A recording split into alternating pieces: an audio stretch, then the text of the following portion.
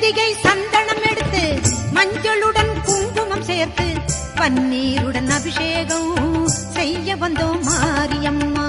அன்னையாக நீ இருந்து அருளென்னும் பாலை தந்து, அன்னையாக நீ இருந்து அருளென்னும் பாலை தந்து இன்பமுடன் வாழ வைப்பாய் ஈஸ்வரியே மாரியம்மா.